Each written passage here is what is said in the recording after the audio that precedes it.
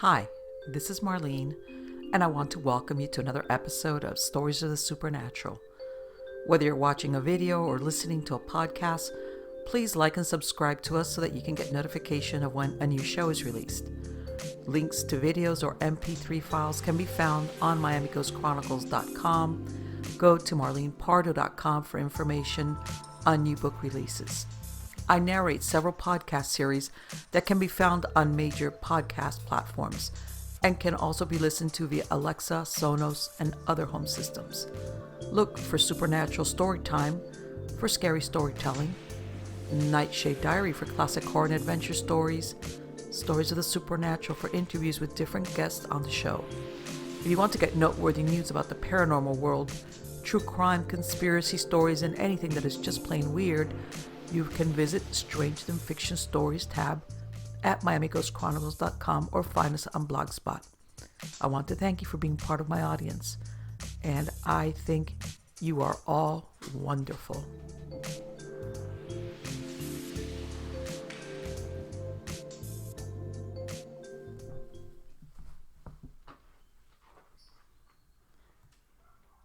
Hi everybody, this is Marlene with Miami Ghost Chronicles Stories of the Supernatural. How's everybody doing? Well, today we've got a great show going on, all right? A fantastic show going on.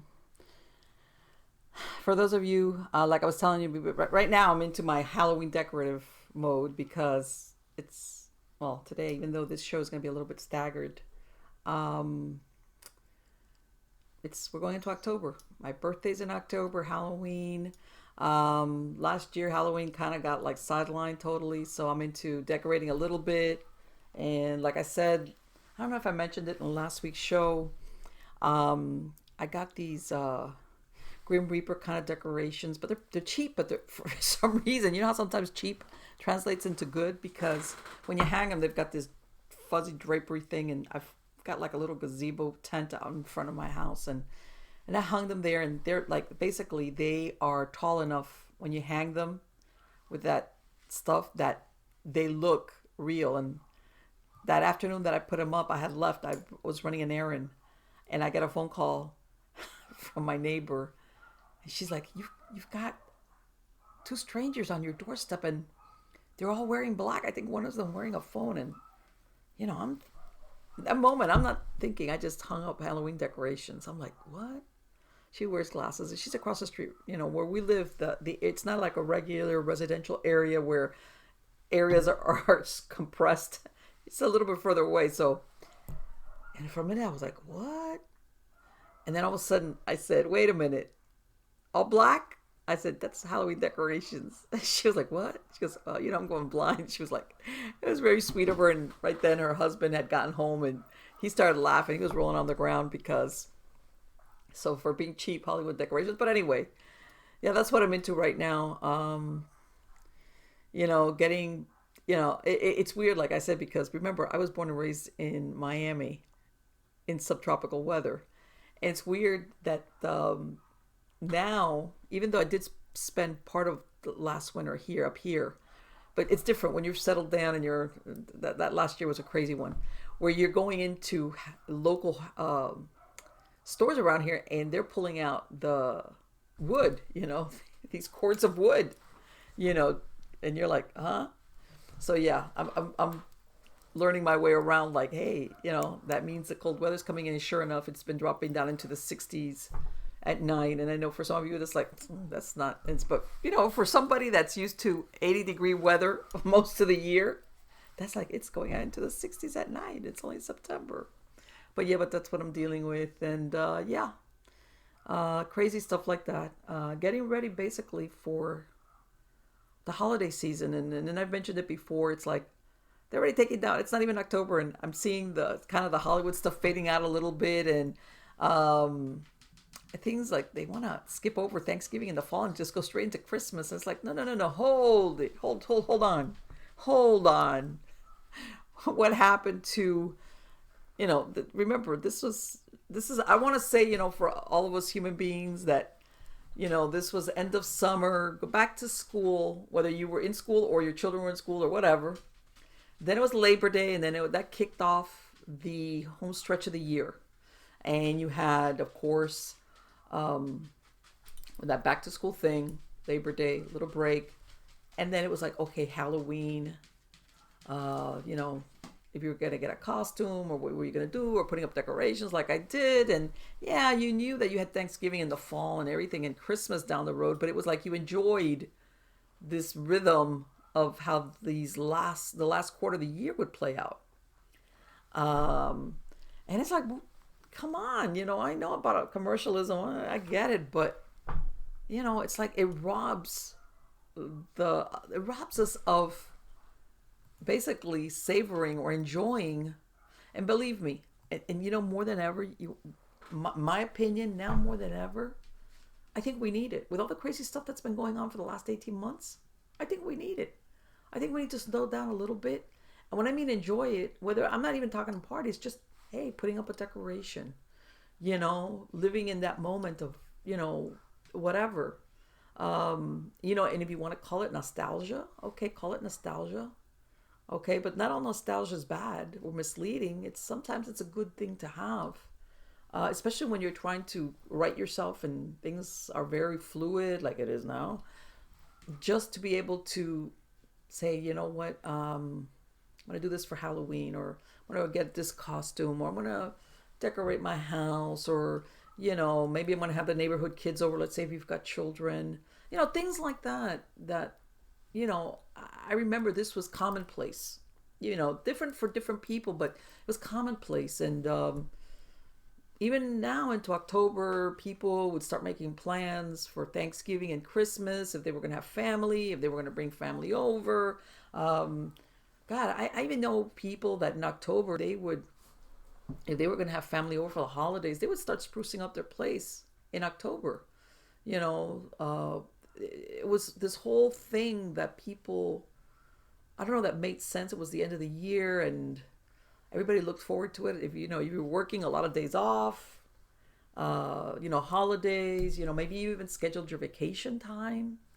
Um, so much of this, I want to say, and this is not to be in denial of what's going on presently, but it was great because it was a rhythm that I say everybody enjoyed and had their own version of it, depending on who you were, what was going on in your life, et cetera, et cetera. But you know, maybe this is why I'm going over the, you know, I'm getting all carried away with with my Halloween decorations. I even put up, I even got these lights that are like orange and purple.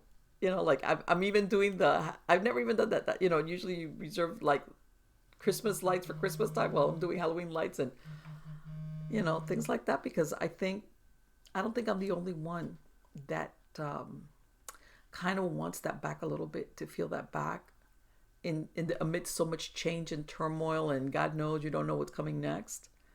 So that, yeah, everybody asks me that. That's what I've been doing. And let me talk to you about my sponsor. My sponsor is Freethinker Projects. They provide services for RVers, for people that are into the nomad lifestyle. They're Florida based, which means if you need to keep a permanent address here in the state of Florida for residency purposes, they can help you out with that. They have an actual permanent address. This is not a P.O. box. This is not one of these mail places. This is an actual physical address. They do provide virtual mailbox service, which means any mail that they receive for you, depending on what you ask them to do, they could scan the outside of the envelope. If you need them to open it and scan the contents, forward it to you if that's what you want. If you want it to be shredded, same thing with packages. You know, if you've got any packages, important stuff, they can either, you know, receive it for you, hold on to it for you so you could go pick it up. And you know, a lot of people sometimes have concerns because if they don't spend that much time away, even if you're not a person that's traveling, but you just do not want to have certain packages left on your doorstep because you're afraid somebody's going to rob them, this is a good alternative. They also have online notary services, which means that if you need to get something notarized anywhere in the country, you can do it online via computer. Also, they provide registered agent services for any corporation established in the state of Florida. Very inexpensively, I believe, for $35 a year, which is a great price. And as far as the virtual mailbox services, I believe they start only at $9.99 a month. That is great for somebody to receive mail forward, mail for you and forward it and etc. That's a great price. But anyway, if you need to check them out, go to freethinkerprojects with an S at the end .com, freethinkerprojects.com. Okay, now let's get on to the good part. The good part is a gentleman that I've had here before. His name is Robert W Sullivan IV, and he's a Freemason, a philosopher, historian, an antiquarian, a jurist, a lay theologian, a writer, a mystic, a radio TV personality, showman, best-selling author, CEO, and lawyer. He joined Amicable St. John's Lodge number 25 in Baltimore, Maryland in 1997 and became a 32nd degree Scottish Rite Freemason in 1999 in the Valley of Baltimore Orient of Maryland. He has several books, most of them dealing with Hollywood, occult symbology, things of that nature.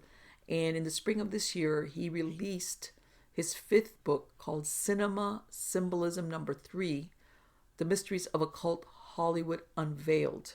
He's been on several radio shows like Coast to Coast AM, John B. Wells' Arc Midnight and Caravan to Midnight.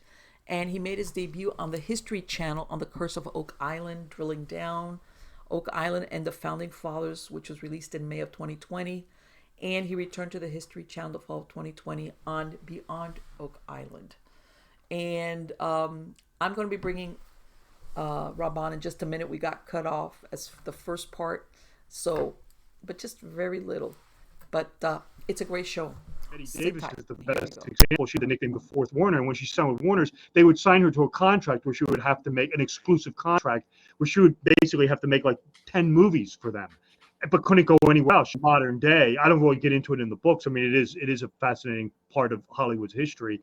But I mean, like I said, this lingered on even today with, the talk shows and things like that, where, if you went on one, you couldn't go on another and things like that. And it's just Hollywood. It's just the way it is. It's it's Tinseltown. It's the entertainment capital of the world. And right. I mean, they have power and they use it. Right. And people don't realize that, like, even like you said, back then, especially if you were an aspiring actor or actress and you got, you got a contract with one of these big film studios, you like, okay, because this was your big break. So you basically signed over everything. Like you said, they owned you lock, stock, and barrel, where you could only make movies for them. And that was that. And then, of course, things changed. But yeah, I've heard of even a lot of them after a while wanting to break away and they couldn't. And, Right. But you remember, the audience, you probably remember this in the 1990s. I mean, like I said, this is, well, I say recent history, it's 30 years ago now. But I mean, if you remember, Warner Records had Prince under contract for such an agreement. I remember that, yes. He had to make records for them. He didn't want to do it anymore. And if you remember, in the mid-90s, he changed his name to a symbol of all things. Yes. That little hieroglyph. And he did that to get out formerly known as Prince. Yeah, with Warner Brothers. He did that to get out of his contract. So yeah, I mean, this has been going on for years. And today it's much more liberal. I mean, you can move around from studio to studio. Mm-hmm. That's pretty much ended. But I mean, you will still have this little petty infighting going on from time to time. It definitely happens. But like I said, you're dealing with these studios who wield enormous power. I mean, they're worth billions of dollars. That's an understatement. And, when you have that kind of money and you have that kind of influence, and you have that kind of power, you can certainly wield it. Let me ask you, because I don't think Hollywood, like I said, and that was like a really unusual film.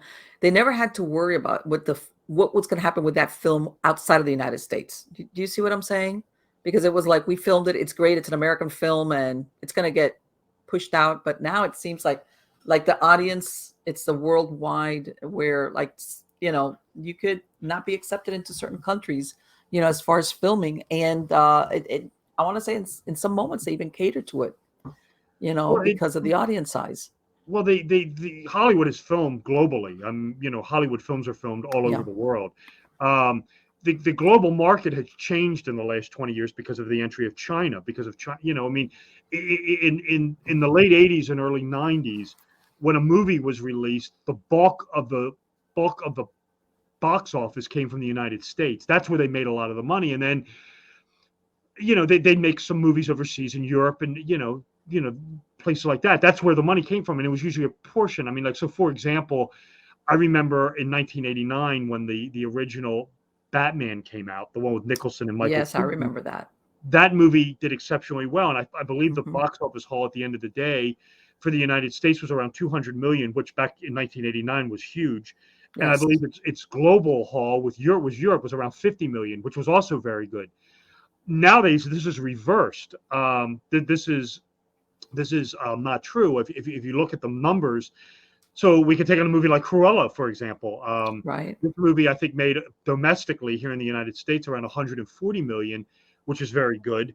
But then Hmm. it made globally around 170 million. It made more, and the reason for Yeah. that is because of China. I mean, it has 1 billion people.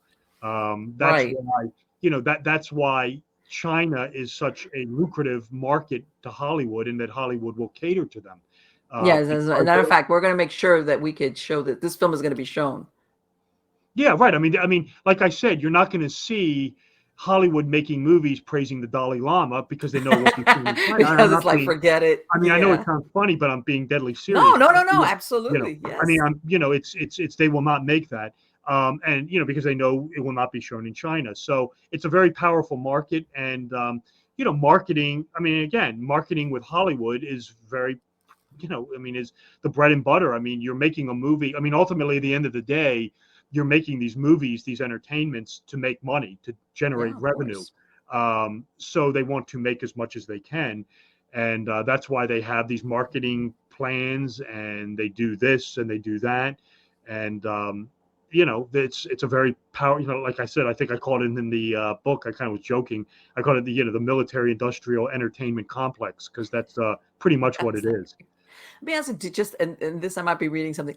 Is there something symbolic, or because you're so good at this, about this spate of superhero movies that have come out in the last 10 years, that it's like, okay, so everybody's a superhero. I don't know. I to be brutally honest with you, and I've gone on other shows and gone into this before. When it comes to superheroes, I am much more a fan of the DC universe. I'm not a fan of Hmm. the Marvel verse, so I don't watch them. So I haven't seen any of the Marvel movies. Okay. It just has to do with growing up as a kid. I was always drawn to the DC heroes and villains, not the Right. Marvel characters. So I really, one thing I never do is I never comment on a movie I haven't seen. I'm not putting it down or anything. I just never seen any of it.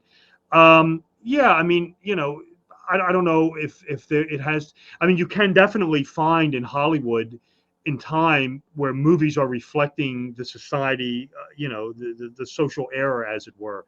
Um, Okay. I mean, clearly, in the 1950s, with the advent of the Cold War, I mean, you clearly have the invasion movie, as it were, the space alien, which is obviously the red threat, and then you Hmm. have the giant bug movie, the Godzilla movies, which ties into that also, which is the proliferation of nuclear weapons and the radiation, and these giant spider movies, the giant bee movie, the giant Right. Yes, I remember all essentially that. the giant insect movie that Hmm. you have in the 1950s. So you have the whole the space alien movie, the invasion movie. I mean, it's always kind of the same thing. The benevolent alien comes down from his socialist utopia to explain to the earthlings how they have to stop engaging in tribal warfare and polluting the environment, and Exactly right. call it the Michael Rennie approach. Yes. Um, and then, of course, and like I said, the side effect is the proliferation of nuclear weapons, and this is the giant insect movie. And then also another one is and this is something that I really pointed out in the third book, and I kind of, it was always in the back of my head, but I really started looking at it, and I think it's an appropriate subject matter for your show, because I do believe that somewhat this part comes out of the supernatural, and that is that you had in the turn of the millennium, in the late 90s, you do have this slate of Gnostic sort of coming to consciousness films being released. I do not think this was planned. I do not think Hollywood execs were sitting around saying, "Oh, let's do this." This Hmm. seems to me to be much more supernatural, where you had these films dealing with enlightenment, coming to self-realization, to know Right. thyself, coming to consciousness. I mean, it's the same slate of these Gnostic films that I always wind up talking about: The Matrix, The Truman Show, Fight Club, Donnie Darko, Existenz, Vanilla Mhm. Sky, movies like that, that all have these strong Gnostic undercurrents in it. Whether this has to do, and a lot of these also, portent 9/11 also. And I mean, is this the change of the millennium, the age of Pisces to Aquarius? I don't know, but it seems definitely to be coming out of the supernatural realm than there being a human hand involved with it. Right. And I remember when Y2K was coming on the horizon.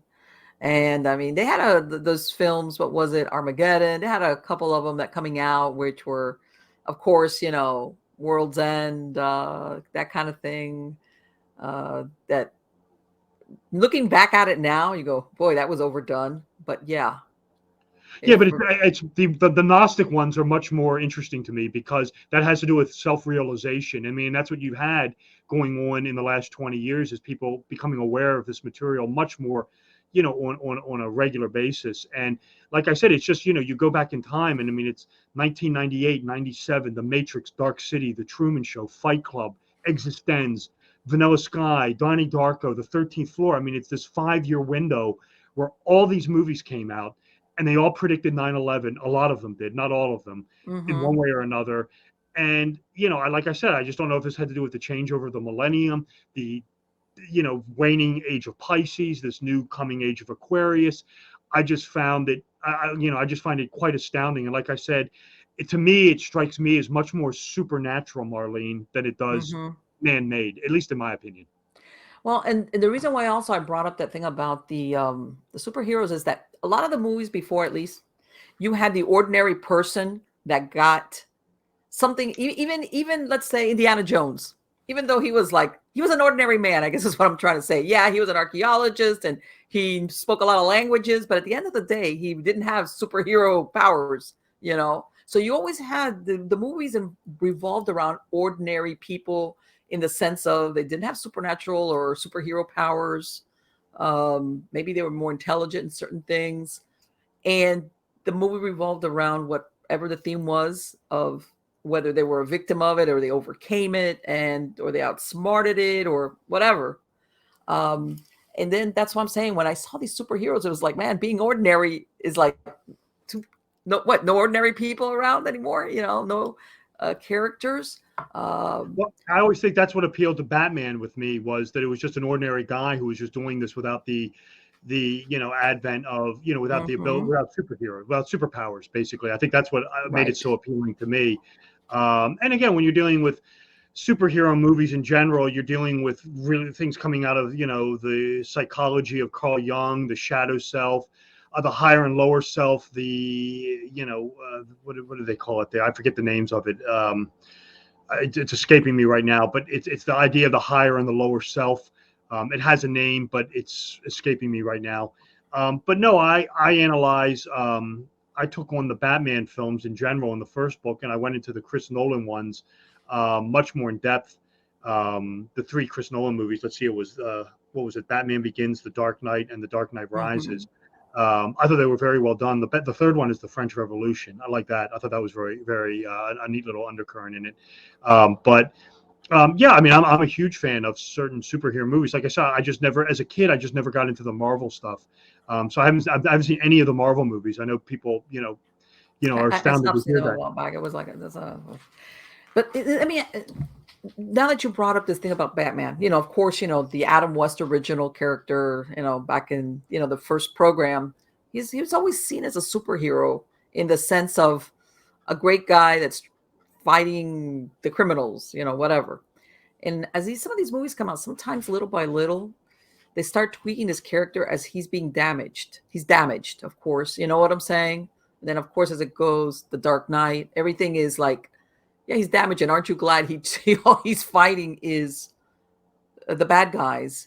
But it's almost like there's always this, the way he's portrayed is a very dark personality that's been twisted by the death of his parents or the whatever. And that's what spurs him on. Like his personality and his everything is much darker than what you originally thought of as the original Batman.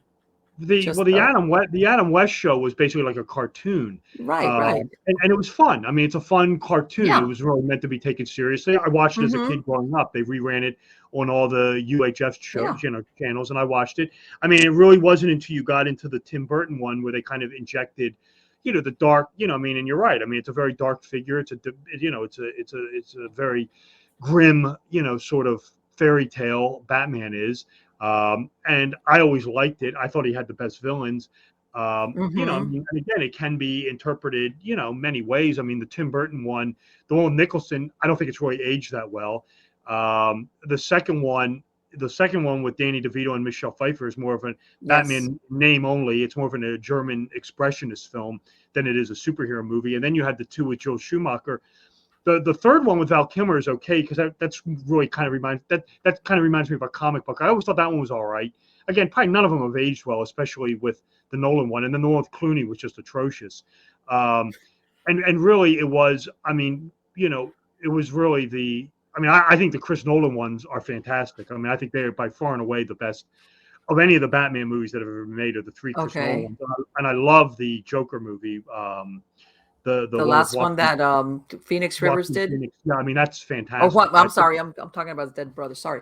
Yeah, that was a kind of a real disturbing movie there. That was like, oh. I took that on in the third book. That in Midsommar was. I actually had completed Cinema Symbolism 3 when Mm-hmm.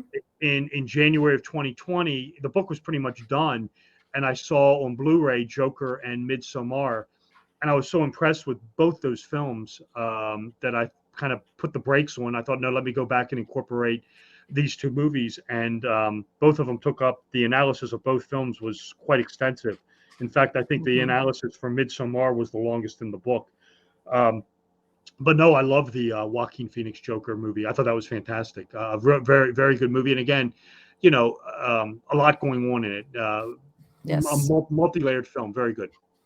Right. And it was like, I want to say maybe of all the films, if you want to ever explain who he was or what made him, that was the best film that explained why he was the way he was in a way. It was, you kind of almost feel sorry for him. It's like that he was a product of certain things, and there you go. Yeah, I just Um, thought the movie. I just thought the movie was great. It's incredibly dark. I mean, I oh don't know if yeah. you're aware. I don't know if you're aware of this or not. The Joker's face paint is John Wayne Gacy, the serial killer who murdered 33 children. Yes. That's the face paint, and then the music that's playing when he dances down the steps is Mm-hmm. by Gary Glitter. Uh, it's called Rock and Roll Part Two, more commonly known as the Hay Song. And Gary Glitter's in jail. He's a pedophile. Really? So, oh Oh yeah. So Jesus! See? when you have the Joker coming out party, you have him wearing John Wayne Gacy's clown makeup, dancing to a song written by a pedophile. Very dark indeed. No, and also basically what exposes in the movie was he was a victim of child abuse. Towards Potential. the Oh end, yeah, absolutely. Yeah, it's a very dark you film. know, It's right? a very dark film. It's a retelling of the Cabinet of Dr. Caligari. Mhm. It's a very good film. I love Joker. Like I said, I was so impressed with it that I had to incorporate it. That I actually saw it. The book was pretty much done, and I thought, no, let me do a time out here and put it in. Great film. How do you Todd think it Phillips. compared to what the portrayal of Heath Ledger? Which Oh, that's a great. Yeah, that's a great question because I thought Heath Ledger was great in The Dark Knight. I mean, it's two different. It's really kind of two different takes on the Joker. I love both Mhm. of them. I mean, I think those are probably the two best ones of all of them. You could flip a coin as to which one's the best. Right. I thought the Heath Ledger Joker was great. I mean, it's really kind of with the Joaquin Phoenix Joker was kind of just insane, which I liked. And then Mhm.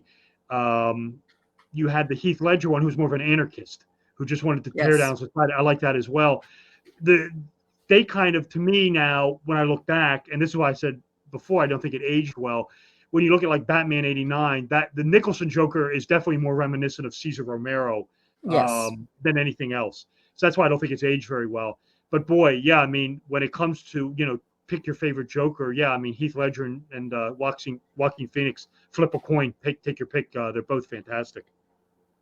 Yeah, they like I said, like I mean, obviously they're villains, but what that's I guess that's what I'm saying. That overall, as the pictures have progressed of all these different types of superheroes, the hero, everybody is darker, and let me tell you why he's dark. This is, and here you go. Whereas before, like you said, it was either cartoonish or it was characters, like things Yeah. like that. Like you said, Jack Nicholson in that first movie, he was wearing purple and green outfit and very trim, and it was very put together for being It was a good at the psycho. time. Yeah, I mean, it worked. It worked in '89. I mean, it was good for the Oh time. yeah. I Hmm. just don't think it's aged very well. Um, I mean, I saw Batman '89 in the theater in the summer of '89, and I very much enjoyed it. That was one of the. I was fortunate enough to have been about 17. Let's see, yeah, I would have been 17 in the summer of '89. So I'm dating myself, and Oh no. yeah, I'm like you, Marlene. My birth month is next month also, so I'll be turning Oh, there you 50 next go. month. Um, and but no, that summer, if you remember it, that's considered like the summer of the blockbuster. There were so many Hmm. blockbuster movies released in the summer of Yes. '89. It was really almost uncanny. I don't think anything like that has ever happened again. I mean, it was just like every week there was like a blockbuster movie Yeah. coming out. I mean, it was like the third Indiana Jones movie. Then it was Lethal Weapon 2. Yes. Then it was Batman '89, and then there was like five others. The Yes. Abyss, I think, was one of them. Yes. It was like every week, every 2 weeks, Hollywood was just releasing these blockbuster movies, and it was just really, really special. I don't think anything's ever happened before or after the summer of '89. Really interesting. Well, yeah, and it's like back then it was, and I remember that this was when people actually would go to the movies. It was like, well, you're planning, Sure. like, let us go see, and you would see the previews. When you're watching the movie, and they said the previews, and you're like, man, I gotta come and see that because wow, Oh you yeah, know. it was this was still the age of video. So I Hmm. mean, yeah, absolutely. I remember the lead up to Batman '89 when that was coming out. There was all kind of buzz before that Oh movie yeah. was released, and I remember like it was if you want, obviously there was no internet, and I remember if you wanted to see the trailer for it, like Entertainment Tonight would be like everyone like make sure you tune in. We're gonna re-air the Batman trailer, like then we're gonna re-air Right. it again on Friday night. People were just tuning into that show just to watch the Batman trailer. Just That's to how watch the popular. trailer. Yeah, Yes. that's how popular it was. And That's what I'm saying. Those previews, people enjoyed the previews as much as the actual movie because this was how you would see these movies that were coming up. They would say summer of sure, this year or Christmas or whatever, and everybody be like, "Oh, well, we got to come and see that." And as a matter of fact, I remember even when Jurassic Park came out. I remember I went at midday to get the tickets so I could bring my kids, and it was because we went to see it opening day. sure. That's what I'm saying. It was like a different kind of same thing with, like, I remember with the Lord of the Rings. I went and I got we went to my kids, my boys were teenagers, and we went to a midnight showing because it was that anticipation because these movies were great. And now I don't know. There's still a lot of good movies coming up at that same buzz, that anticipation. I don't see it anymore. I guess it's changed a little bit as far as Well, I sure, don't know if we're because oversaturated or what. with the Batman trailer. I mean, that's the only way you could see it is you'd have to tune Yeah. into Entertainment Tonight, watch it, and either video tape it if you wanted to watch it again. Right. I mean, Right. now in 2021, I mean, if you want to watch the teaser trailer for Matrix Resurrection, I mean, you can go to YouTube and watch it 1,000 times at the click of a mouse. Sure. So it was different. It was a different era back then. Like I said, I've dated myself, so but I consider myself fortunate. I consider Yeah. myself fortunate that I grew up on Silver Age television and Yes. got to see all these shows, and it was just a different era. Times have It changed, was, but it it was. really And does. and Yeah, anybody that missed it, sorry you guys, but you did miss something. Talk about things like in the span of, 30 years, changing drastically, 30 or 40 years. In this last book that you came out with, Rob, can you give us a for instance? Because like I said, I know that Hollywood slowed down. To me, it seemed like some of the latest movies that came out even before COVID were like very repetitious. There were remakes. There was very little original, like this is an sure. original movie, new idea, new storyline. I didn't see that much. Right. Well, we were talking about this before we went live. Hollywood has a penchant for remaking movies, and sometimes they do it right, and sometimes they do it wrong. One movie that I recall, and I think it came out in the late '90s. Well, I know it came out in the late '90s. It was either '98 or '99. they made a frame-by-frame remake. I believe it was Gus Van Sant, but don't hold me to that. And it was Psycho. It was a remake of Yes. Alfred Hitchcock's Psycho, and the movie, it's terrible. It is absolutely abysmal to watch. It's basically a frame-by-frame remake. It is completely miscast, and it's just horrible. It was a box office bomb, and if you try to watch it, you'll just hate it. It's awful. Right. But then, of late in 2018, they did a re-envision of Suspiria. I liked the first Suspiria, Argento's Suspiria, very much, and I was a little skeptical when this movie was released, but I saw it and I liked it very much. I liked the Okay. new take on Suspiria. I'm always it's when you're doing a remake, it's really kind of a double-edged sword. It's a damned if you do and damned if you don't. And here's Mm-hmm. why: if you make it frame by frame and you just remake it, people will say, "Well, why bother? What's just watch the Exactly. original." And this is what happened with Psycho. But then if you tweak it, well, then you're going to get criticized also. Well, why did you tweak it? Why Yeah. you got to stick with the original. Well, like I said, it's a double-edged sword. I like the remake of Suspiria from 2018. I think Hollywood has released some stuff of late that has been original. I mean, I know I was telling a friend of mine, I was on another show, and we were kind of joking, and it's actually coming to fruition. Unfortunately, they were talking about remaking The Exorcist. And I was like, How please do you don't. do that? I mean, it's Come like, there's on. nothing wrong with the first one. The first one is fantastic. I mean, it's one of the greatest scary movies ever made. Please You don't better do it. believe it. I think they are tweaking it. I mean, the sequel to it is considered one of the worst movies ever made. But Hollywood has made some original stuff. Like I said, I like the Cruella, um, origin Disney story. I mean, I thought that was good, entertaining. Certainly, I love horror films, so I love Mm-hmm. the two Ari Aster movies, Hereditary and Midsommar. I thought they were fantastic. I like Joker, of course. I'm Right. looking forward to the new. I like the Halloween 2018 film very much. I'm looking forward to the sequel of that, which is Halloween Kills. I think that comes out this month or next month, I should Okay. say, in October. Right. I'm certainly looking forward to the Matrix, the fourth Oh one of yeah, those. that We'll one. see what Yeah. that's up to. So yeah, I mean, it's like anything else in this world. When Hollywood, I mean, it's somewhat of a subjective. Some people like certain movies and Mm-hmm. like others more than others. My father, for example, loves Blade Runner. It's one of his favorite movies. Right. He can't sit through 5 minutes of The Matrix. Can't stand it. I know some people who love Star Wars. Some people don't like Star Trek. So some of it is just Yeah. No, I individual know. I taste. know that some of Yeah, it's yeah, a preference, and what your yeah. expectations are, and even it's not even when you said this thing about Psycho, that they took it and they made like a series.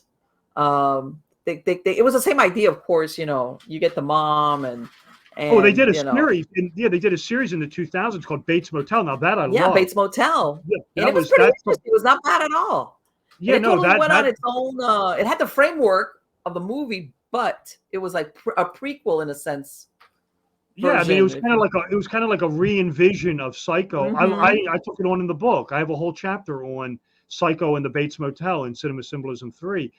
The series was overloaded with little Easter eggs and homages to Hitchcock and all kind of stuff. No, I was a huge fan of Bates Motel.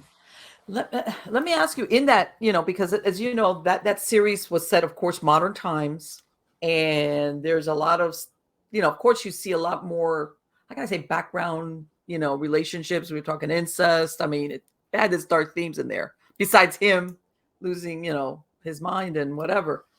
What were some of those Easter eggs? Oh Because, goodness gracious, I'd have to pull the book down.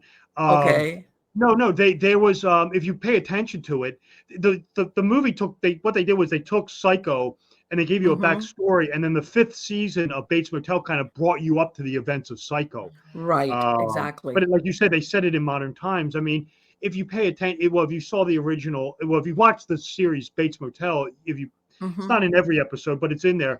The Norma Bates character, this is Vera Farmiga, was Yes. wearing periwinkle blue all over the place.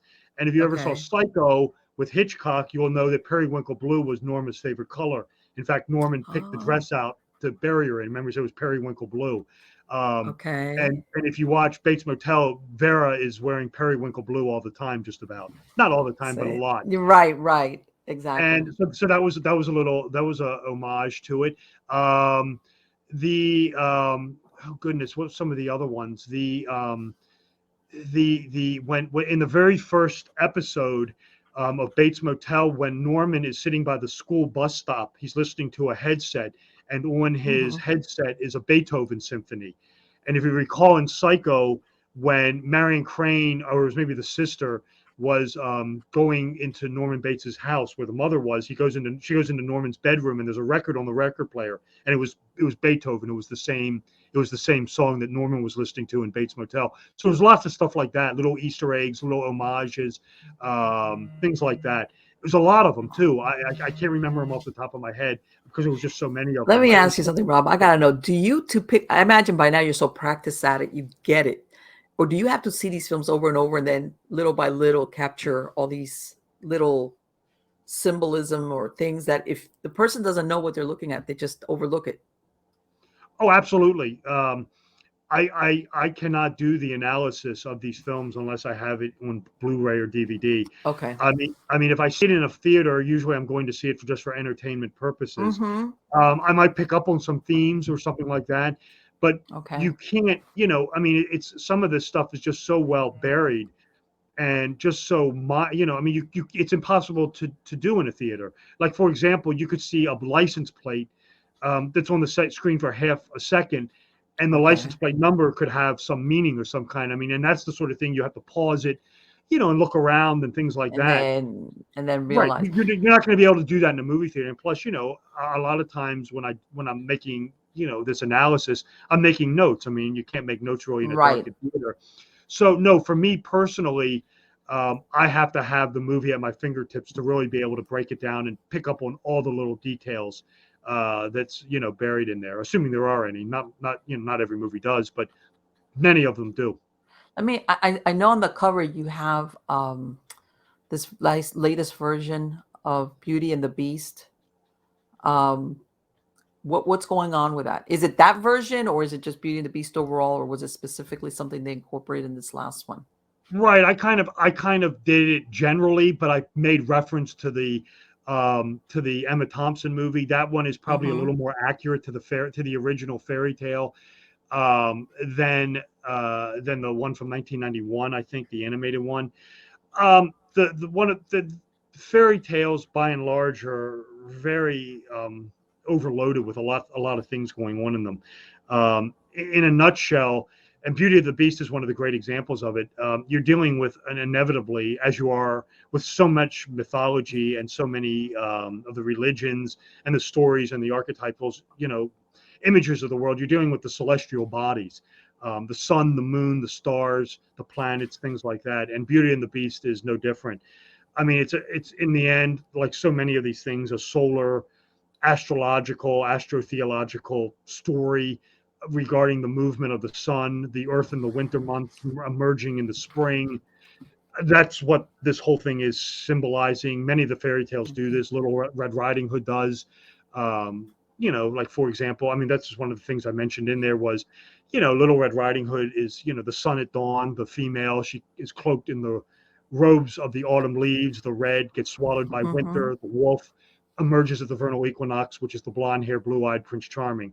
I mean, this is a theme that is routine in fairy tales and Right. mythology over and over again. And again, it's all, I guess it's the Hermetic maxim, right? As above, so below. It's just a retelling of these solar, lunar mythologies, just rebranded and repackaged.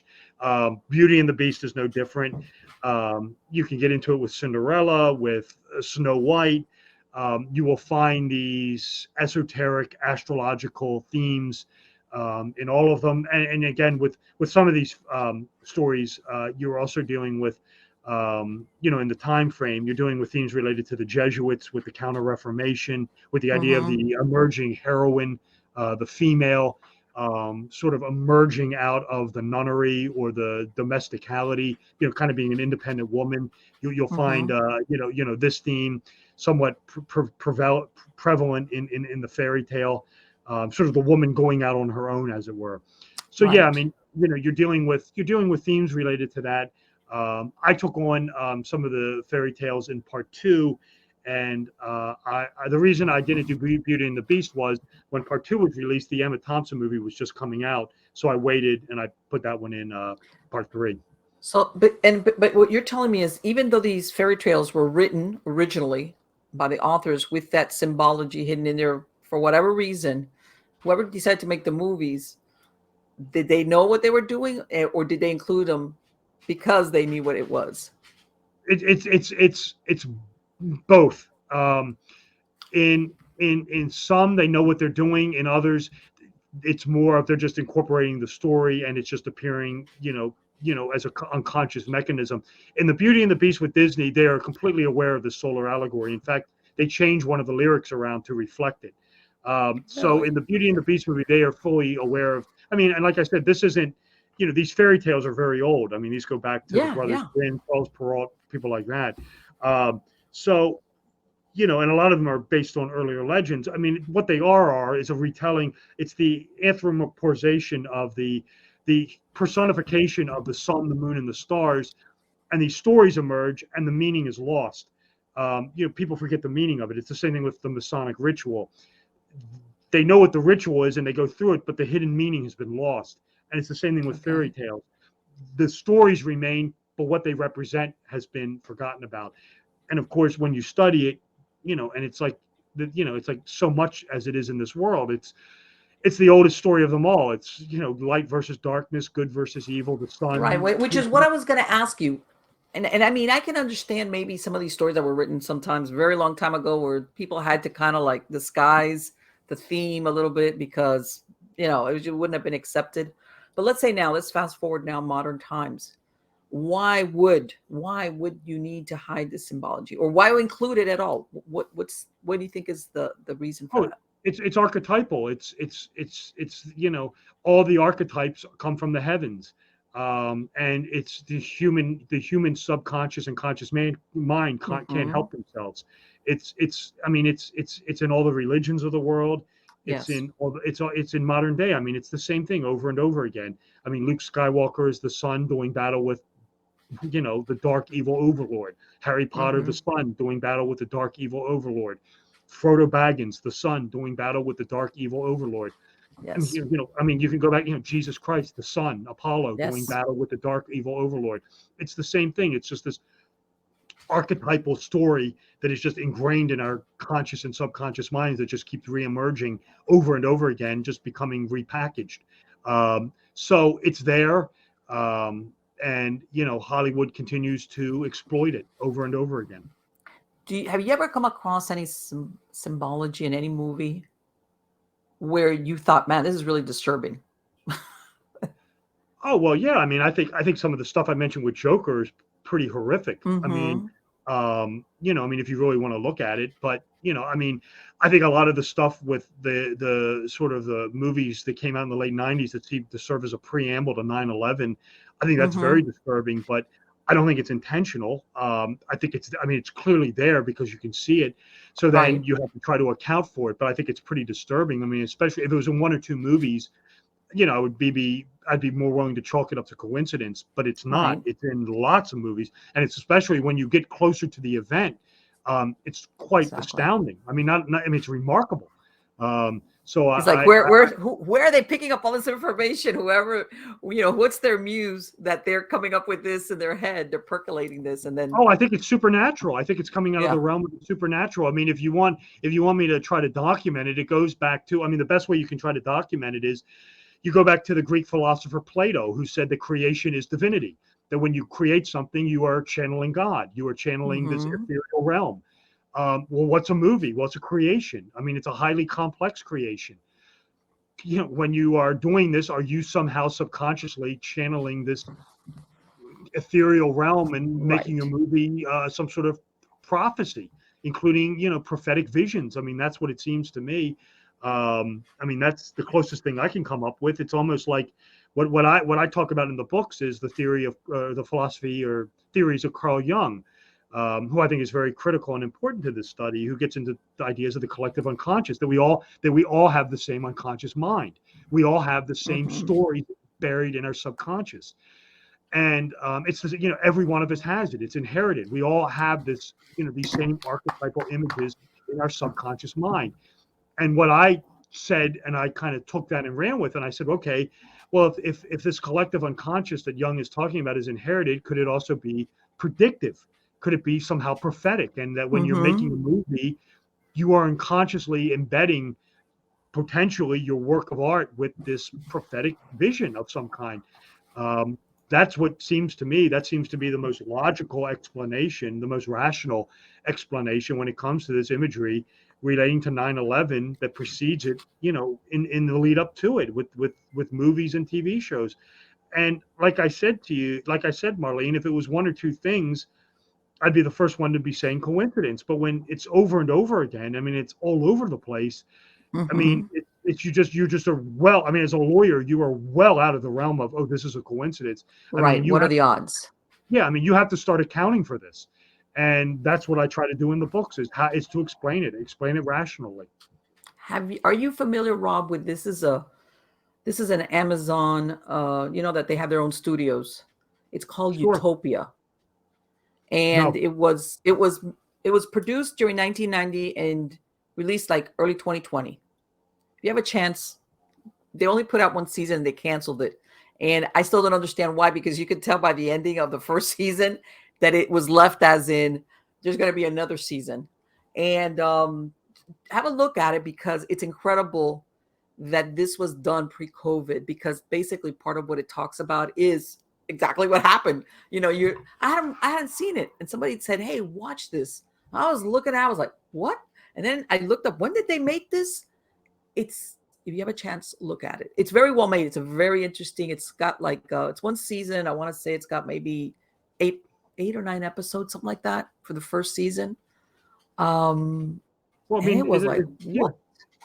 It's not only 9/11 in that. I mean, you can go back to I think it was in the 2000s. There was an episode of a TV show on Comedy Central called The Legends of Chamberlain Heights that has Kobe Bryant dying in a helicopter crash. What? I had never heard of that. The movie The China Syndrome, which is about a nuclear reactor melting down, was released two weeks before 3 Mile Island. I remember that. Yeah. When you're saying how close things are tied together, I remember that incident. Sure. Everybody was like, "What?" Yes. Yeah. I mean, you could find this. I mean, it's astounding. The examples of this. So yeah, I mean, it's like I said, it's one of the things that I try to account for in the book. It's something I definitely talk about. Especially when you see, like you said, you see a grouping of productions that all have that theme, I imagine, or that they somehow or other, like you said, how can it be like, if it was one or two, maybe, well, okay, maybe they just got lucky and they picked up on, they just made some movie that, look what happened. But then when you get that group of them that you're thinking they were all, how can I say, picking up from the same source. How's that? Somehow or other. Yeah, I mean, you could write a book about the stuff leading up to 9/11. I mean, you could literally I could probably do a book on that alone. It's so many things, and that just can't be accounted for, and just defy any rational explanation. So, well, I think it comes out of the realm of the supernatural. You know what? The other day I was watching, you remember that Stephen King, it was a big book and The Stand. When did that come out? Was it in the 90s? I want to say it was in the 90s. The book came out in the 70s, I believe. And right. There was a made-for-TV. I think it's been released a couple times. Right. I think the original one came out in the mid-90s, I want to say. And the subject matter basically is same thing. A huge scourge, pestilence kills everybody, and then the survivors, and then, like you said, the good and evil is basically what comes into. And I hadn't seen the old one with Gary Sinise. This is, I think, I want to say it was made for TV. I hadn't seen it in a long time. That came out in watching it. Yeah. And it's really funny because when you look at it with different eyes, post now what we've gone through, I was looking at it and I was like, wow, this is wow. It's obviously things are not as drastic as that, but the theme being, it was like, in other words, that how things change and then of course, because of course Stephen King wrote it, there's the supernatural, element, writing behind, weaving its way through everything and manipulation of humans and things like that. But yeah, it's incredible when you look at things now with different eyes. Even if it's an older movie, you see things differently, you interpret it differently. How's that? Sure. I mean, like I said, that's a little too far away from COVID. I mean, you're dealing with 30, 40 Yeah, years. So, it's probably too removed. The stuff with 9/11 is the same year. I mean, it's uncanny.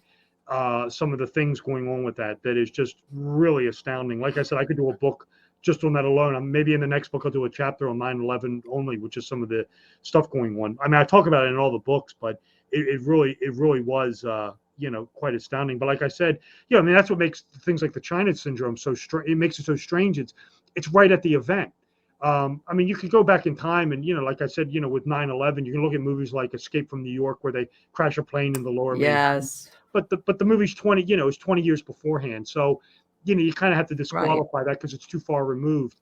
But no doubt, when you get into that 3-year time frame, 1996, 97 up to 2001, I mean, you really are Well, the thing is bombarded with a lot of also, stuff. and I think if anybody's got understands this, is that some of these movies that we see, they kind of form go into the subconscious of people and the general public at large as you're an adult.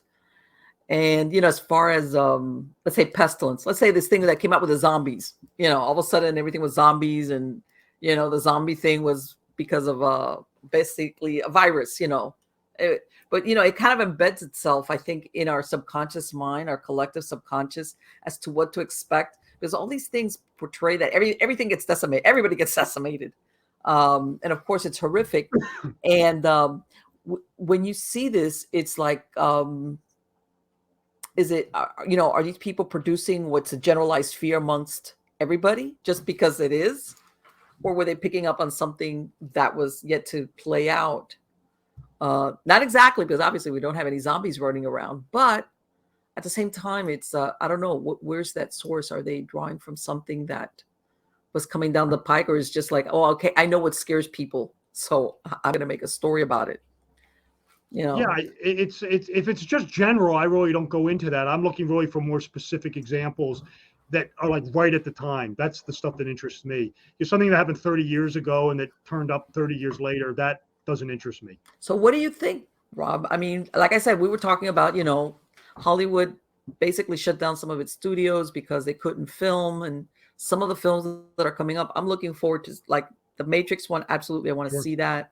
There's a couple that is like, man, I'm going to go to see this. I'm not going to wait for, how eventually, it's going to show up and you could, stream it at home.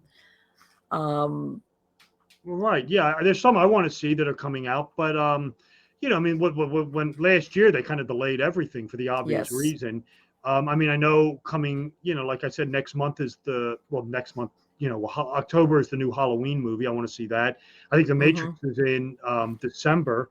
Oh, I know it is. So yeah, no, I'll be definitely looking forward to Right. seeing Remember that Christmas time was always the one time where all the big blockbusters would come out. Either the summertime or Christmas was when the big ones would be coming out. Sure. And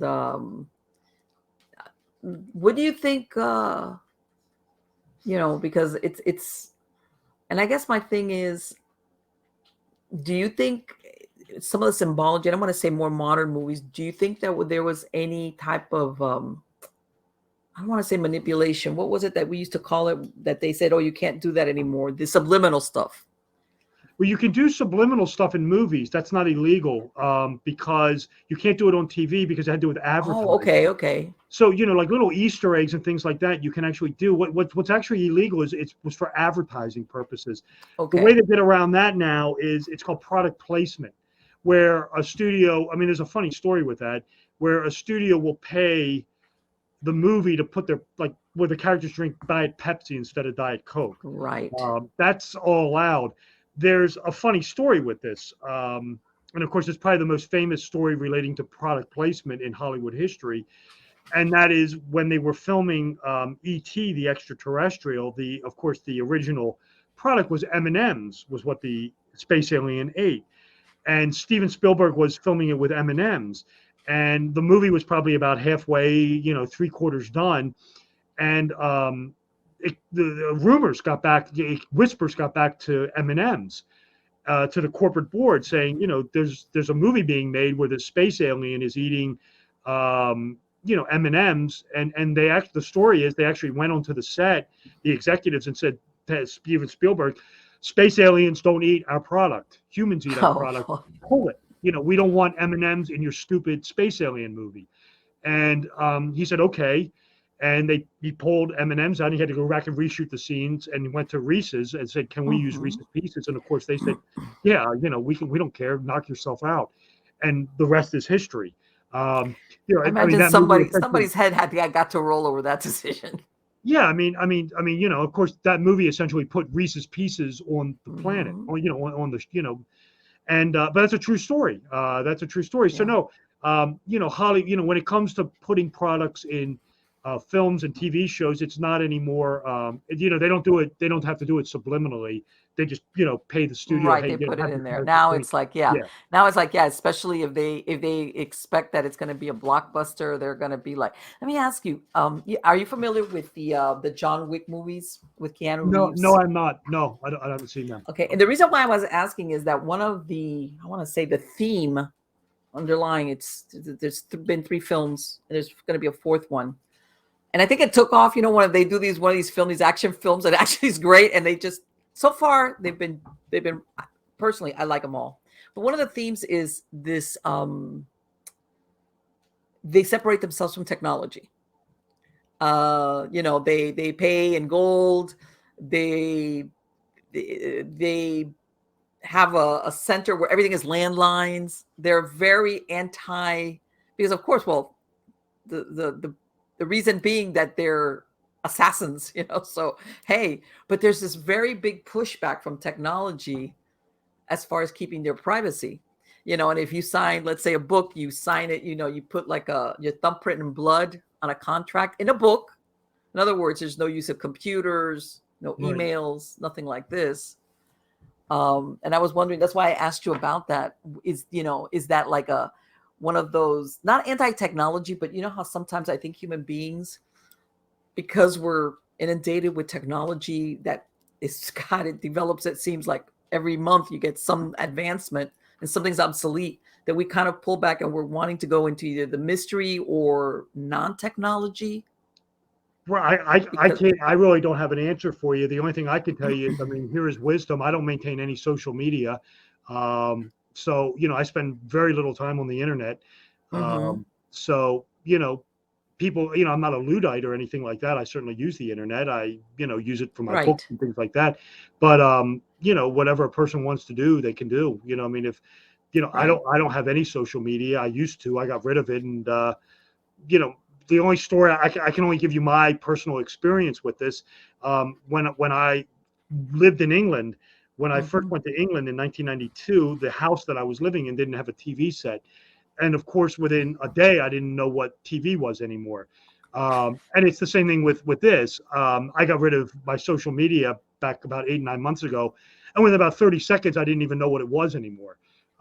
So, that's just me. That's, the only thing I can tell you on it. When you get away from something, you kind of forget about it. At least I do at any rate. Right. Yeah. This was a few years back. There's a little town here in Florida called Casadega, and it's known because it's been since a little bit over the turn of the century. It was a spiritualist camp. But anyway, they have a hotel there originally, and people don't realize that they have no TVs in the room. You're always thinking, of course they're going to have a TV. And I remember the first time I stayed there, I went, and when you're looking at it, it's like, man, there's something missing. And then I realized there's no TV. For a minute, I almost did like a panic thing, like, no TV. Oh, okay, all right, okay. I can handle this. And then you're right. You actually start doing other things, I've always been a reader and things of this nature. I don't have a problem. But it was, you get hooked up to that. Well, if I don't have a TV, then what else is there? Surprisingly, there is a lot. But no, I've never been like that. When I got to England, there was no TV. I was like, the hell with it, and just did other things. Yeah. Well, you know what it is also that I think what sometimes we become like info junkies. And by the way, I do limit myself. I'm not one of these people that are like zoomed in, and the same thing with the social media, same thing.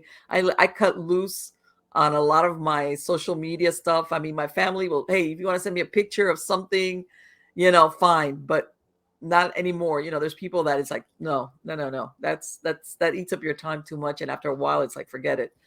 But yeah, we get used to and I remember once upon a time, for those people that have been alive for a while, you would basically you watch TV maybe if you were a kid on Saturdays and a little bit in the afternoon, or maybe in the evening the adults would watch the news and some sitcoms and stuff, and then everybody would go to sleep and wake up the next morning to go to work or go to school, and that was it.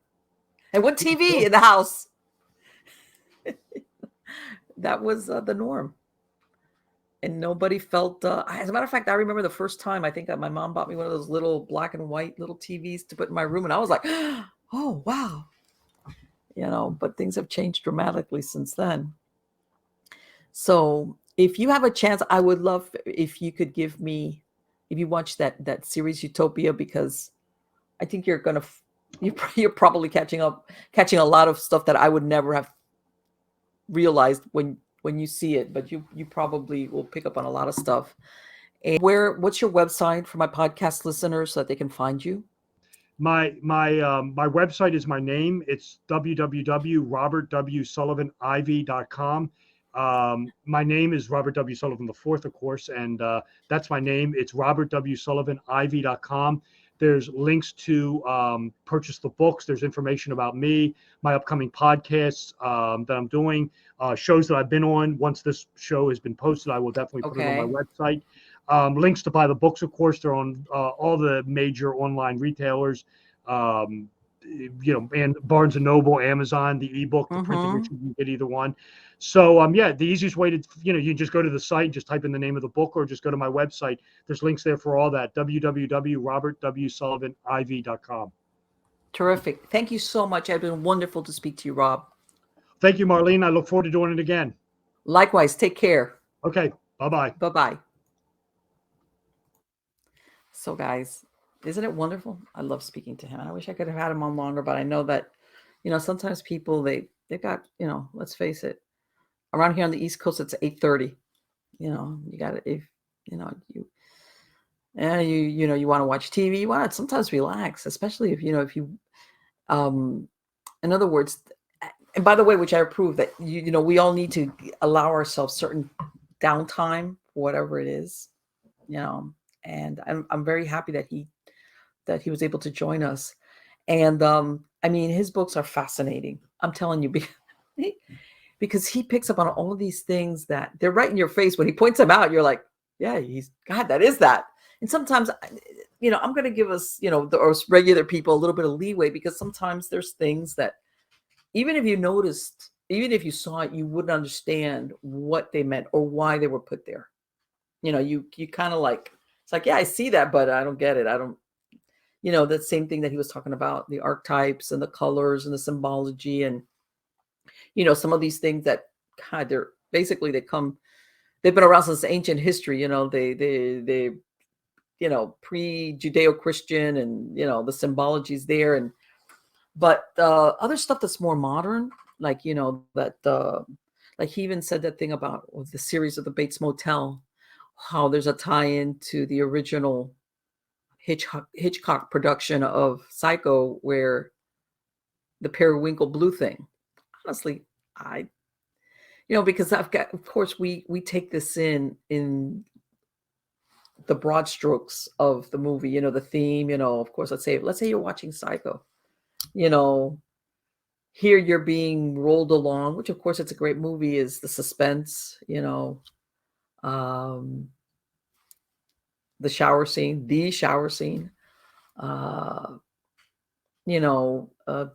seemingly normal guy who was, from what I understand, was based on Ed Gein. And then in the end, of course, that basically he's looks like he's got a split personality, and he becomes his mother, whenever whatever happens.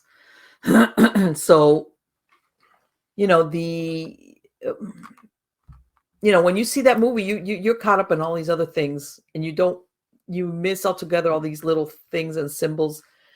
Excuse me. And what I find sometimes, and this is what I asked them disturbing, was that thing like, and I'm sure some of you have heard about, even with children's movies and cartoons, and even he said this thing about Cruella. Like I said, I hadn't seen this last production of Cruella, which is why put the symbology in it to begin with. I mean, to me, is if you want to tell a story, which is, like he said, let's say the old fairy tales, and maybe the authors of this fairy tale buried the symbology in there because maybe at the times that they were writing them, they had to. Because if they kind of like were a little bit more in your face, it would not forget it. Especially, remember, these were supposedly fairy tales for children, even though from what I understand, some of these original versions of these fairy tales were like, this is for a kid. But anyway, but then you say, okay, and then let's fast forward to modern times, and you get somebody wants to produce a version of that fairy tale. And and some of them will produce it based on the author's original descriptions. And it is basically just incorporating all the symbolism in there just because, hey, this is what the guy said in his story. But then there's others, which is why I asked them, others that purposefully do the symbology. And I think to myself, why? Why would you, why would you do that? What is the need for it? While feeding the subconscious, and in some cases, some of these symbology can be quite dark. I mean, and by this I don't mean like what we were talking about. Let's say the Joker. Like he was talking about this last version, the Joker with Joaquin Phoenix, which was really, I mean, let's face it, he was a villain, but this is really dark, and it kind of like, let's talk about mental illness, and I mean, dark movie. But there's sometimes these movies which supposedly are anything but dark. The theme, the overall initial theme of the movie, that's why I'm saying even the ones that are meant for children, where they put these, how can I say it, these messages that have nothing to do with children or childlike, or as a matter of fact, they're quite dark. And that's the part I don't understand. And I wish I could have asked them more about that. Because I'm going to give you a perfect example. Let's say that movie that came out from Stanley Kubrick, the one that supposedly people think that he got because he made it, which was Eyes Wide Shut. Okay. Hey, of course there's going to be symbology there. That's expected. It was like, wow. I mean, a lot of it didn't have to be, you didn't have to hide it in symbols. It was like, okay, but so you expect it from that type of movie, even though, when you watch it, you're thinking, okay, it's one of these weird films with, whatever. That's different. It was an adult film. Of course there was a flavor of, of pedophilia in there somewhere and all that stuff. But the part I can't understand is why they put it into children's films or films that are, what's the word I'm looking for? Family films. How's that? Why do they do that? And then you do get some people that will say, well, how can I say it? Because, there's a lot of themes that you can say, well, it's occult as in hidden, but not necessarily evil. It's just occult, maybe some type of metaphysical underpinnings or meanings, or from a certain school of metaphysics, but it's not necessarily evil. But then you get others that say, and I hate to say it, Hollywood, it's a well-deserved reputation that they have for having a lot of evil people running around there. And by this, when I mean evil, I don't mean peculiar and eccentric. God knows there's got a lot of those, but let's face it, you could be a real peculiar, eccentric kind of individual, but that doesn't mean you're evil. You're just peculiar and eccentric. And in some cases, crazy. But again, you're not evil.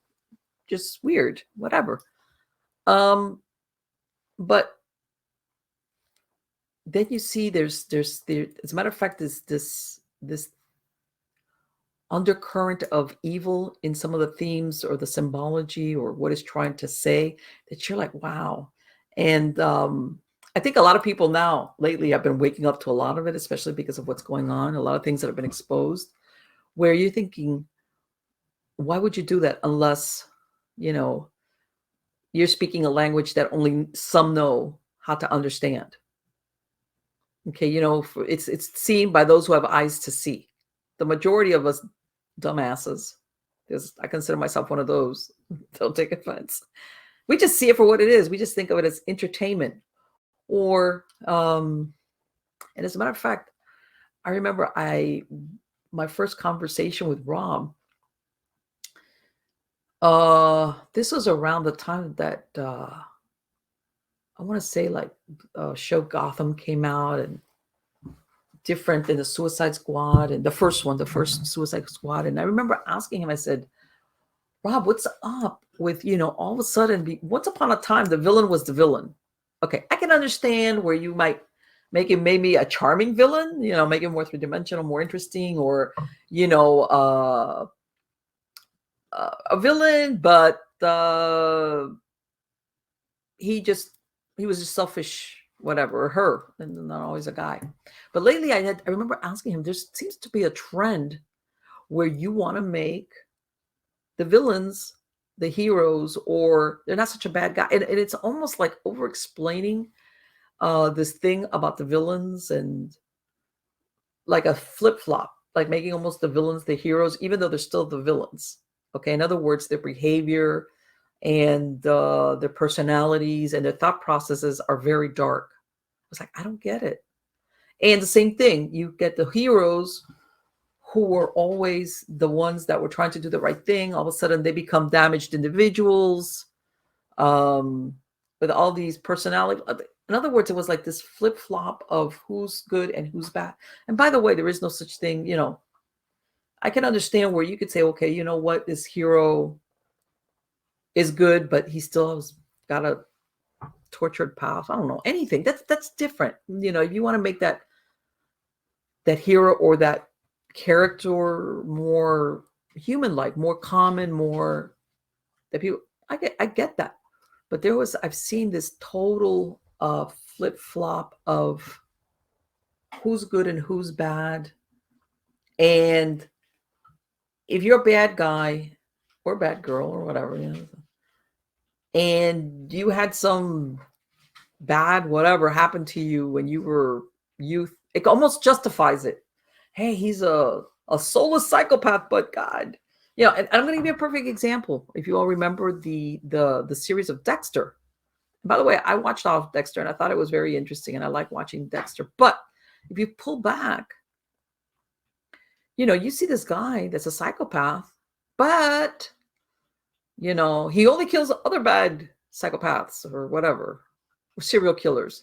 And, you know, and of course, through the theme, you know, as the series unfolds, you find out, you know, that he became the way he was because of a childhood trauma and blah, blah, blah.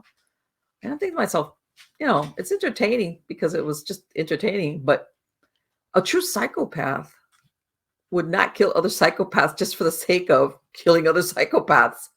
A psychopath there is no remorse. You know, he would kill you if you got in his way. If you were another psychopath or a serial killer, you were going to do something to him, he'd get rid of you or try to get rid of you right quick. But he wouldn't go out of his way, especially to commit a crime like murder, just because that's a bad guy. Come on. You see what I'm saying? And it's like this, I want to say that I saw this tendency to humanize aberrant human behavior. And it's not. And that's, I think, why I have a problem with certain things coming out of Hollywood, because if it's aberrant human behavior, it should always be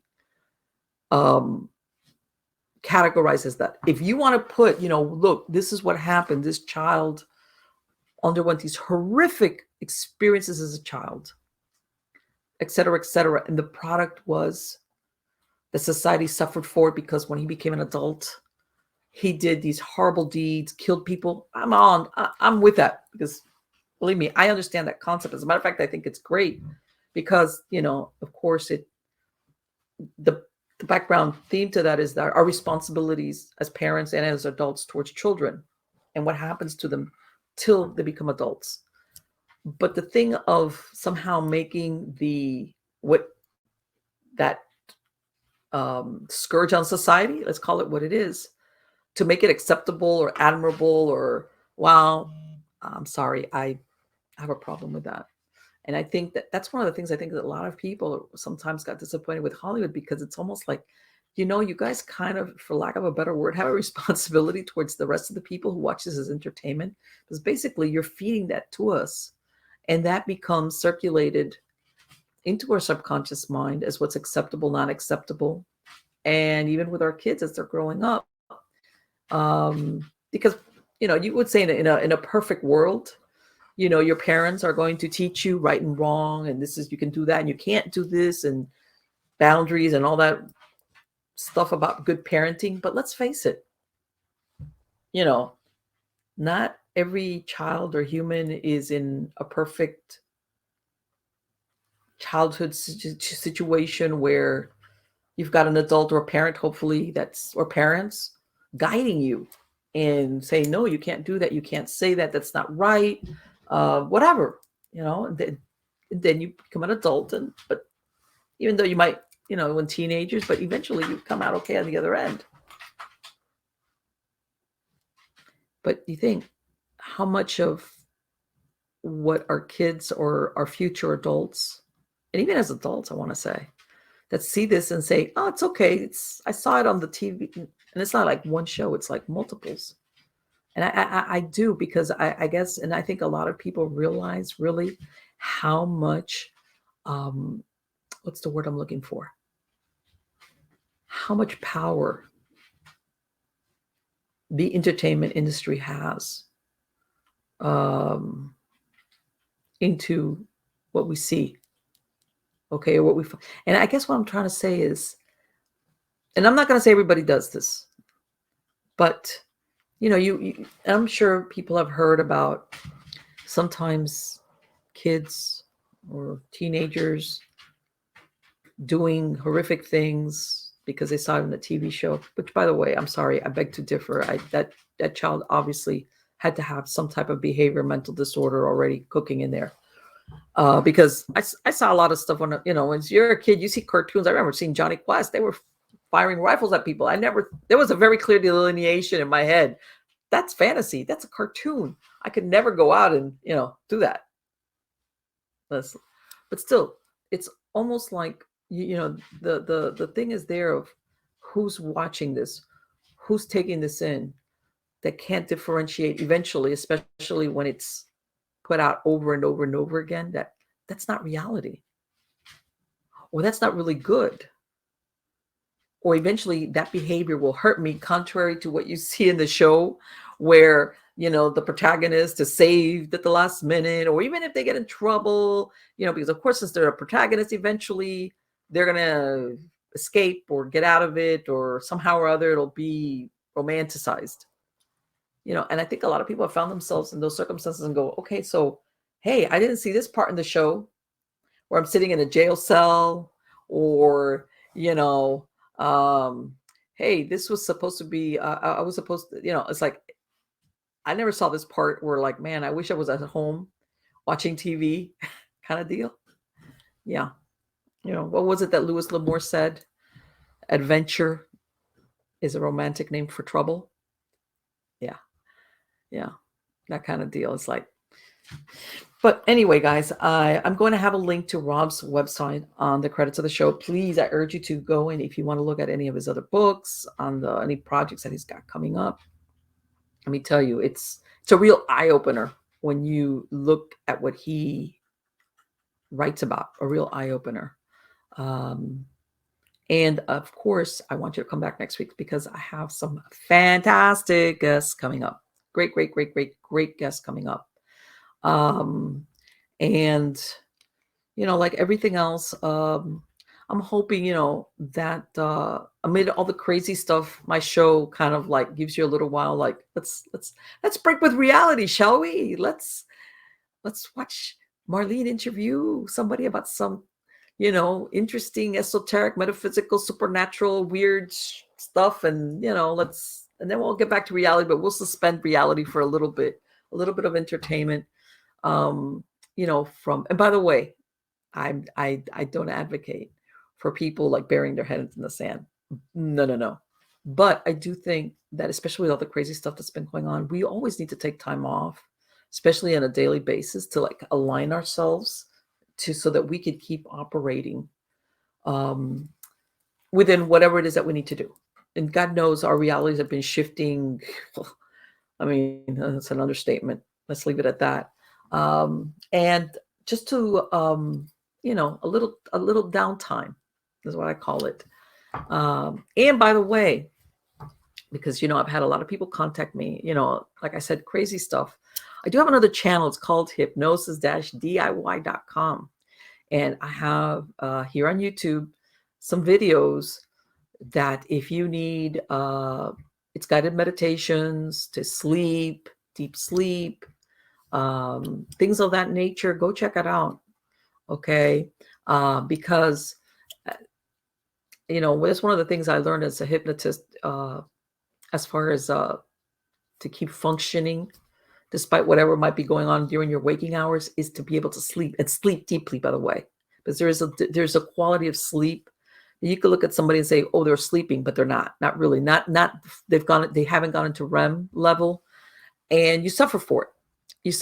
So if any of you feel like, man, I'm, my mind is not shutting down, or I go to sleep, but then I wake up in the middle of the night, and then I start doing my to-do list or whatever's going on with you, go to hypnosis-diy.com. You can find my website, or you can find me here on YouTube under that name. And like I said, I have videos there. I have some ones that are like the rain falling in the jungle. If you like that, if you kind of need that audio backdrop to go to sleep and to stay asleep, I've got some like that. And then I've got others that will basically relax you and put you into a deep sleep. And by the way, it speaks to your subconscious mind telling you to like go to sleep. And, because you can't solve anything. I want to say one of two things. And this is, I think, a lot of people where they suffer from insomnia or things like this. When it's time for sleep, you can't do both. The time that you need to sleep, you need to sleep. Your body, your brain needs to sleep. Okay, you need it. You can't, and I know a lot of people say, well, you know what, Marlene, when I'm in bed and I get up and I can't sleep, I can't help it, but the 9 times out of 10, a lot of people, what they're doing is they're worried or they're anticipating or trying to solve problems. Okay. In your mind, like if you have a saw, one of those electric saws, and it never turns off, it's always, you can't do that to yourself. Okay. Because even the sleep you got, probably the quality was bad. Okay, that's the number one thing. You need to sleep. But another important thing about going into REM sleep, talking about symbols, your brain talks to you in symbols. And sometimes going down into that REM sleep is what allows your brain to speak, your subconscious mind to speak to you. And sometimes give you solutions to what you're worried about or wondering about or anticipating or whatever. Once you go into that REM sleep, your brain basically clears out what you've been doing during the day. And if you've got this thing going on, it talks to you in symbols, or it gives you a dream. Or sometimes you even wake up and all of a sudden this thing comes into your head and you're like, hey, now I understand. Oh, I remember. But you in order to let that part of your subconscious help you out, you need to sleep, and you need to go down to a deep level of sleep, as in going into REM. Going back to my original point, if you need that, go to my channel, my other channel. Come back next week. I'm going to have some great guests on. Again, I'm going to have a link here for my newsletter if you want to sign up for it. And I know this is probably, I'm trying to think, I know it's a little bit staggered. I'm going to put it out anyway, that I am going to do a live stream on Halloween night, October 31st. 2021, I am going to do a live stream, me and my hubby. He's my wingman. We're going to do a live Halloween. And if anybody, I'll probably have a phone number so people can text over questions or the chat or whatever. And we'll just talk about paranormal chit chat, whatever. Oh, God knows there's enough there to talk about. So again, guys, don't forget, if you want to listen to any podcast version of this show or my podcast series, you can go to my website and there's links there, not only to take you to a certain podcast platform, but if you want to listen to it without commercial interruptions, I've got the actual podcast versions on my website. You can do one of two things. You can either click it, listen to it on the browser, or you can download the MP3 file and then listen to it whenever you like. And again, this is for people that, hey, I don't want to be interrupted. I don't want to hear the advertising. Once it goes on the podcast platforms, whatever they are, you know that you're going to get the interruptions because that's the way it works. So anyway, guys, take care. And again, thank you so much for being part of my audience. See you soon.